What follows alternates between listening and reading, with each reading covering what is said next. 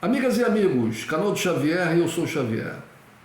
Hoje a gente vai falar a respeito de transição energética, um termo que está muito em voga, está sendo repercutido muito e as pessoas incautas acabam acreditando que isso é verdadeiro, o que está acontecendo. É claro que existe uma perspectiva, que existe um desejo da parte de muitos, como eu, por exemplo, de que o ser humano, a civilização humana sobre a face da Terra, consiga se livrar de todas as práticas poluentes, agressivas ao meio ambiente, agressivas aos ecossistemas. E isso é um desejo meu. E eu afirmo mais, mesmo que amanhã se prove, venha se provar que o aquecimento global não existe, não está acontecendo, ou que ele está acontecendo, porém não é de causa humana, não é causado pela ação humana no planeta. Mesmo assim, eu defendo que tanto os ecossistemas sejam preservados, as florestas, as grandes florestas, independentemente delas, se elas têm uma ação na regulação da temperatura do planeta, ou na questão da distribuição do oxigênio, da retenção do gás carbônico, independentemente disso. Eu defendo isso, defendo que nós protejamos as nossas áreas verdes, mas que também nós mudemos a nossa matriz energética de combustíveis fósseis para uma outra, que não emita, que não faça essa emissão brutal de derivados dos combustíveis fósseis na atmosfera do planeta. Pelo simples fato de que isso não é saudável para nós, seres humanos, respirarmos uma atmosfera repleta de resíduos da queima dos combustíveis fósseis. Independente de aquecimento global, independente de efeito estufa, independente de tudo isso. É muito mais saudável para nós, seres humanos, um planeta isento desses derivados lançados na atmosfera pela queima dos combustíveis fósseis. E outra questão também é a produção de plásticos, que eu já fiz até vídeos anteriores sobre essa questão. Nós estamos nos afogando, estamos literalmente sendo sugados por um mar de plástico que nós estamos construindo no planeta Terra. Então, ações verdadeiras e reais na questão ambiental devem ser tomadas independentes desses conceitos de aquecimento global e de efeito estufa e outros. Independentemente disso, é assim que eu penso. No entanto, eu devo afirmar para vocês que essas políticas que são implementadas de fora, do estrangeiro, que fazem eco aqui, principalmente através da mídia, elas têm que ser vistas com muito cuidado, muito cuidado. Em primeiro lugar, a gente tem que pensar o seguinte: para que a questão do meio ambiente seja resolvida, a gente tem que atacar alguns pontos. Um dos primeiros pontos é a questão da erradicação da pobreza. A gente não pode pensar que a gente vai ter uma natureza, um meio ambiente, melhor dizendo, não atacado, ofendido pelo ser humano, se a nossa população, a parcela imensa da população, luta desesperadamente para sobreviver. Luta desesperadamente. Então, como falar em preservar, por exemplo, determinadas espécies animais, ou uma floresta, determinados tipos de plantas, se as pessoas estão comendo lixo? Como a gente pode pensar em meio ambiente quando a gente tem populações imensas no planeta Terra vivendo abaixo da linha da pobreza, da miséria absoluta? Então a gente tem que erradicar a miséria. Esse é um dos fatores primeiros. O segundo fator seria a educação ambiental. A educação ambiental verdadeira. E não só para o povão, mantido as condições do sistema capitalista e as classes, né, sociais do sistema capitalista, não só para o povão, mas para todas as classes, inclusive para os ricos, porque são eles aqueles que mais lucram com práticas não muito recomendáveis com relação à questão ambiental, né? Vejamos aí o caso das grandes empresas, né, que produzem uma infinidade de recipientes extremamente poluentes, que consomem, que queimam muitos combustíveis fósseis, etc. Então, nós temos que educar as pessoas, temos que educar a sociedade como um todo.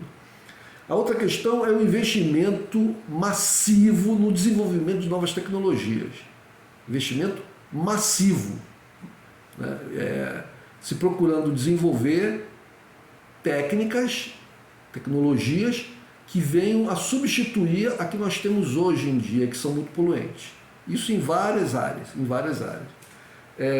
E a terceira condição, eu acho que essa mais difícil da gente alcançar, mas que a gente tem que lutar para isso, é a transformação do modelo socioeconômico, né? A gente tem que transcender o sistema capitalista, a maneira como ele está estabelecido na Terra. A gente tem que transcender isso. E esse sistema, e um aspecto do sistema capitalista é o consumismo, né? Isso não quer dizer, gente, que a gente tenha que levar uma vida de pobreza, no sentido de que nós sejamos privados de coisas que melhorem, que nos deem mais conforto ou proteção diante da agressividade da própria natureza, né, das intempéries do frio excessivo, do calor excessivo, da chuva, etc. Não é isso. Né? A questão não é essa. A questão é uma divisão da riqueza, a questão é uma educação no sentido de que as pessoas optem por atividades ou por técnicas ou por instrumentos que sejam menos danosos ao meio ambiente, ou seja, né, educação, técnica e ciência. Bom, elencados esses pontos, a gente tem que pensar quais desses pontos, né, estão sendo implementados no mundo, né, de forma efetiva. Quais desses pontos? Existe um processo no mundo de erradicação da pobreza? Existe esse processo em andamento no mundo? Eu acho que não, pelo contrário, existe um processo de ampliação da pobreza no mundo, de concentração de renda. Existe um processo efetivo de educação ambiental no mundo? Não só no Brasil, não é só no Brasil, inclusive nos países ricos. Isso acontece nos Estados Unidos, no Japão, na Inglaterra, de forma massiva, né, de forma eficiente. E eu acho que não. O investimento em novas tecnologias, né, tecnologias que sejam menos agressivas ao meio ambiente, elas ocorrem, mas, a meu ver, não, de novo vou repetir o termo, de forma massiva. Os investimentos, o volume dos investimentos é muito pequeno. Se investem volumes muito grandes em outras áreas, como, por exemplo, em armamentos, né? Como, por exemplo, eu não sou contra pesquisa espacial, não sou contra a pesquisa espacial, mas a destinação de recursos para o desenvolvimento de tecnologias que possam reverter os danos que nós causamos à natureza, eu acho que são muito pequenos no mundo inteiro. E a transformação do modelo socioeconômico é o que menos, acho que cada vez mais, pelo menos a impressão que eu tenho, é que nós nos arraigamos ao modelo consumista capitalista. Pois bem, dito isso, eu vou dar um exemplo para vocês aqui. Eu estou aqui com uma matéria aberta da Bloomberg. Bloomberg, todo mundo conhece. Então, a matéria diz o seguinte: transição energética ainda significa muito combustível fóssil. E a matéria desenvolve-se no seguinte: desafio para o mundo será migrar para tecnologias mais limpas, ao mesmo tempo em que atende à demanda atual por energia. Existe uma demanda por energia no mundo, né? Algumas pessoas parecem que não refletem sobre isso. As pessoas no mundo, uma parcela grande da população, eu, por exemplo, aqui, estou utilizando aqui tecnologia, estou gravando aqui esse vídeo numa câmera, e para isso ela precisa de energia elétrica. Eu vou depois transmitir esse vídeo para o YouTube, para isso eu preciso de energia elétrica, os aparelhos têm que estar ligados para eu poder fazer essa transmissão, né? Onde eu estou aqui, eu moro no Rio de Janeiro, está um calor ainda, nós estamos já em abril, estamos no início do outono, mas ainda está quente aqui, né? Então eu estou aqui com um pequeno ventilador ligado aqui, para poder refrescar. Eu estou numa sala fechada, né? E já é de noite, estou aqui num lugar mais silencioso, protegido do barulho que se faz lá fora. Então a sala está toda fechada, eu preciso ter algum aparelho aqui que diminua a temperatura aqui dentro, né? Então estou aqui com o ventilador, eu estou com a luz acesa, etc, etc. Todos nós, é só você olhar em volta que você vai perceber o quanto que você consome de energia elétrica. E esse consumo de energia elétrica é no mundo inteiro, mesmo os países mais pobres consomem, precisam até para que a gente consiga levar para as pessoas mais pobres, né, para as pessoas que vivem abaixo da linha da pobreza, uma qualidade de vida melhor. Então a gente precisa produzir energia elétrica. Isso é inegável, não há como negar isso. As pessoas que pensam dessa forma, ou não pensam nos próprios filhos, e se não tiverem filhos, não sei, se você é uma pessoa sozinha no mundo, você pode pensar: eu vou para uma ilha deserta, eu vou morar lá e vou viver, vou fazer uma cabana de folha de bananeira, e vou comer coco e peixe cru. É uma opção válida, eu acho, para qualquer ser humano. Eu gostaria de ter uma ilha deserta para eu passar por uma experiência dessa na minha vida, né? Mas a gente não pode pensar dessa forma quando a gente tem uma população de 7 bilhões de pessoas no planeta Terra. Muitas dessas pessoas são crianças, muitas dessas pessoas são pessoas muito idosas, muitas dessas pessoas são pessoas doentes, né? E muitas dessas pessoas são pessoas que cuidam de outras pessoas. Então a gente tem que levar para essas pessoas os meios suficientes para que elas possam ter uma vida digna, minimamente digna, né? Então a gente tem que produzir energia. E aí o que acontece? Como essas tecnologias alternativas muito em voga e que eu afirmo que os recursos devem até aumentar, eu acredito nisso, deve aumentar para essas tecnologias, como por exemplo a produção de energia elétrica através dos parques eólicos, né? A produção de energia elétrica através das células, dos painéis solares, captação da energia solar para produção de energia elétrica, né? Eu acredito que essas que são as duas mais em voga hoje em dia, que os investimentos devem aumentar. No entanto, as pessoas da área técnica de produção de energia sabem que essas duas formas de produzir energia, elas têm algumas deficiências. Uma delas seria a intermitência, ou seja, você não consegue ter sempre ventando para você produzir a energia elétrica nos parques eólicos.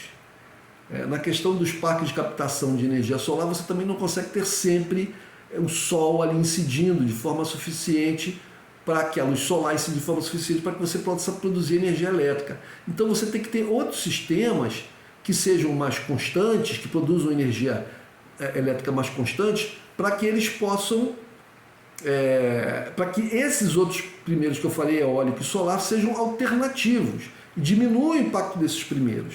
Então, esses primeiros, que são mais constantes, são, infelizmente, os mais usados,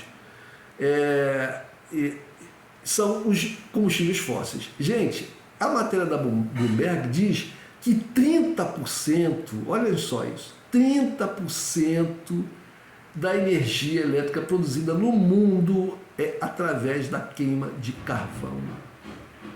E a demanda de carvão aumentou e está aumentando no mundo por causa da questão da guerra na Ucrânia e da respectiva sanção à Rússia, ao petróleo e ao gás russo. Então, países, por exemplo, como o Japão, que são dependentes, né, da importação de petróleo, de gás e de coisas, eles acabam optando pela utilização de carvão. Na Ásia, a matéria diz que na Ásia o negócio do carvão está indo de vento em popa. De vento em popa, porque a demanda energética dos países ela continua crescendo e o preço do gás e do petróleo aumentou deveras, né, por causa da guerra, por causa das sanções. Então, e outra, investimentos estão sendo feitos nos Estados Unidos e na Europa para a construção de gasodutos e oleodutos. Esses investimentos são fantásticos, são da ordem de bilhões. Então, o que acontece? São investimentos que, para serem viáveis, eles têm que perdurar, as plantas têm que perdurar por décadas, por anos. E, portanto, a gente vai ter aí, pelas próximas décadas ainda, essas construções voltadas para a exploração e para o transporte desses combustíveis fósseis funcionando. Então, pensar que vai haver uma mudança na matriz energética nos próximos 5 anos ou até 10 anos vai contrariamente ao que a gente vê na realidade e na prática, como que as coisas estão acontecendo, né? Portanto, gente, a mudança, a questão da mudança, da transição energética, ela não vai se dar por atitudes individuais de pessoas físicas. Ela tem que se dar através pela ação das grandes instituições internacionais, que sejam os estados nacionais, as empresas multinacionais. Os estados nacionais têm que ser fortalecidos para que eles consigam implementar políticas ambientais e obrigar as grandes corporações a fazerem essas mudanças. Porque não é com o Xavier aqui, né, apagando as luzes da casa, diminuindo o consumo do ventilador, do celular ou do chuveiro elétrico. Não é com essas mudanças individuais que a gente vai conseguir fazer essa transição. Não é dessa forma. Ou eu aqui indo para uma ilha e abrindo mão de qualquer coisa que implique em consumo de energia que venha a ser produzida através da queima de combustíveis fósseis. Não é dessa forma, individual. A gente tem que ter uma luta política que obrigue a que os nossos representantes, que os nossos governantes, né, implementem políticas ambientais verdadeiras, com esses pontos que eu acabei de colocar aqui.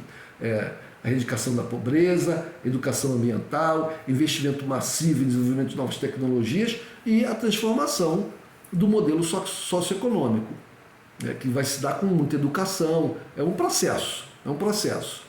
Ele pode ser entendido até como um processo revolucionário, mas ele não vai se dar num dia. Não é assim, vamos fazer uma revolução aqui que amanhã a gente acorda já, a revolução já deu surtiu efeito e a gente já acorda num mundo verde. Não é assim, né? Essa revolução, eu prefiro chamar de transformação, mas essa transformação revolucionária, ela se dará num período, né? Num período que pode ser mais longo ou menos longo, dependendo das forças que a gente conseguir reunir e das mentes que a gente conseguir convencer. Pois então,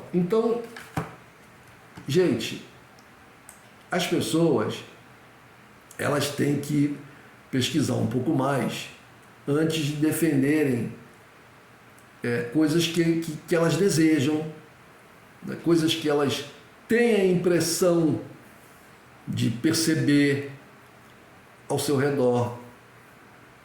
Mas isso não traduz a realidade. A gente tem que estudar um pouco mais para a gente poder entender o que está acontecendo.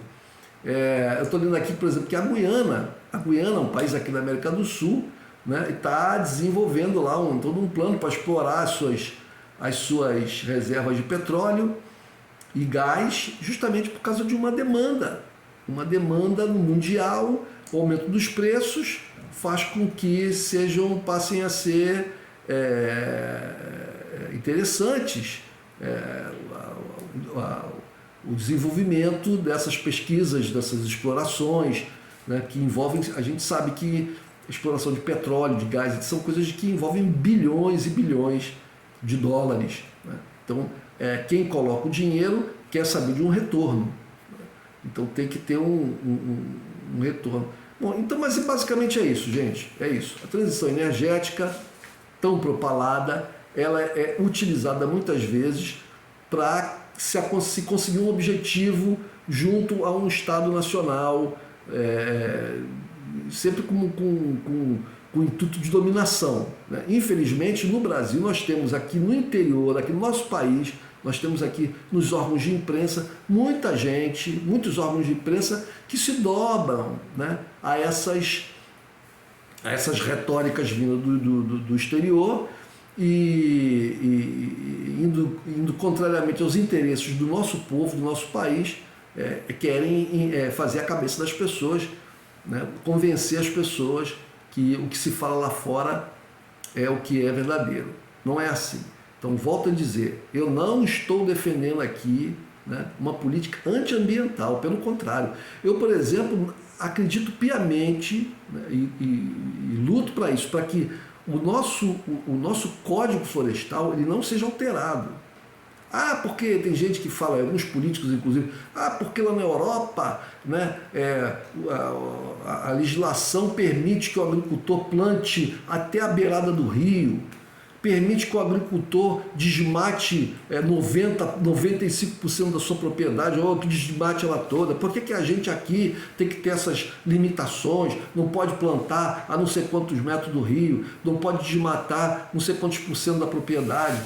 Olha, dane-se os europeus se eles fazem isso, dane-se os americanos se eles fazem isso. A gente tem até que lutar contra essa política deles, essas leis deles, lá nos órgãos competentes da ONU, etc. A gente tem que pressionar esses países para alterar essa legislação, né?